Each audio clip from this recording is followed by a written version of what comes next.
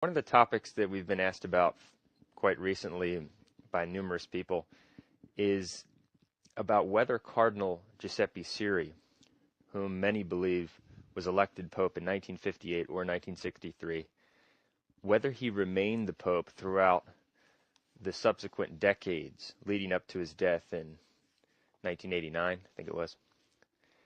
And we've posted on our website that because Cardinal Siri, even though we believe there is evidence which suggests that he was elected in the 1958 and 1963 conclaves, but pressured not to accept the election, and that pressure that he was put upon subsequently invalidated the elections of John the 23rd and Paul the 6th. However, we do not believe that one could maintain that he remained the Pope throughout the decades which followed, because he manifested numerous times that he accepted the Vatican II anti-popes as true popes, and we wanted to give a few specifics on that.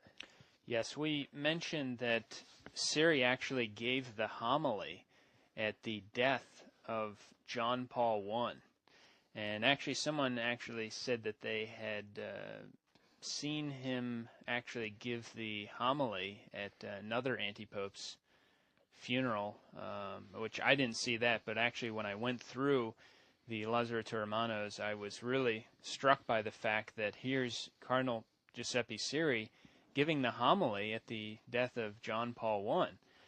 And you just have to really think about that and say to yourself, would a guy who really believes that he's the Pope give a homily for an anti-pope?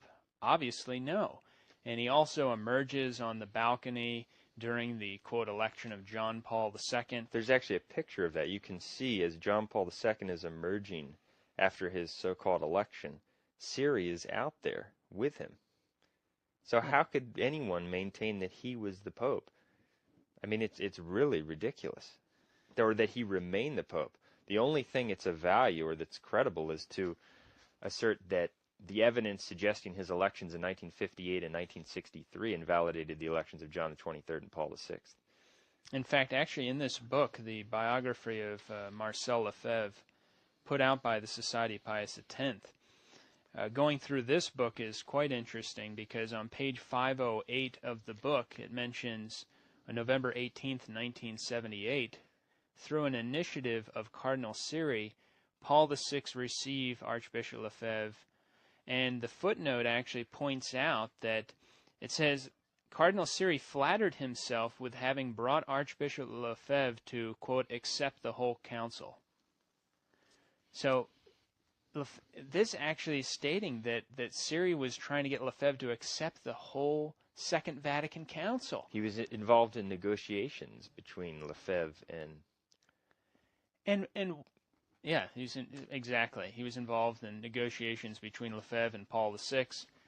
And also, on top of all of this information, the fact that it's admitted by one of the biggest supporters of the, they say, continuing papacy of Siri while he was alive, this person actually admitted to me that Siri celebrated the new Mass. and allowed it in his diocese. He allowed it in his diocese. So, I mean, okay, he's going to, a guy who believes that he's Pope is going to accept a whole new Mass by an anti-Pope.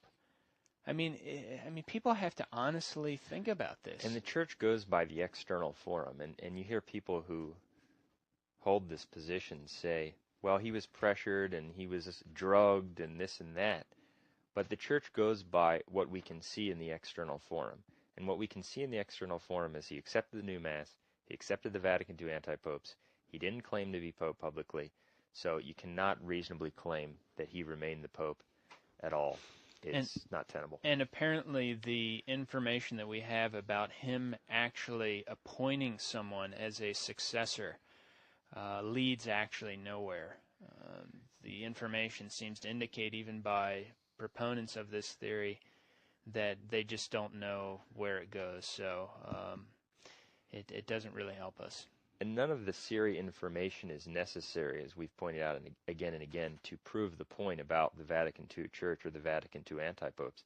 It's interesting, and it adds further evidence against the invalid elections of John the 23rd and Paul the 6th, but it's not necessary. And it's certainly not necessary to put forward this ridiculous idea that he maintained the office of the papacy throughout all of these decades. Exactly. So we wanted to try to clear up some confusion on that issue. Because some of the people are quite vociferous about this position, to the point where they will actually denounce people as heretical who do not accept that Siri remained the Pope until 1989. It's quite ridiculous. It really is. And really, in my opinion, it gets back to the worship of man, because they have to have a man to follow. They have to have someone who they regard as the Pope constantly to follow. They can't simply just follow the teachings of the Church throughout all of history, follow all the de fide proclamations of the popes, and suffer through this period that God has allowed. They have to look to a man to follow in all cases.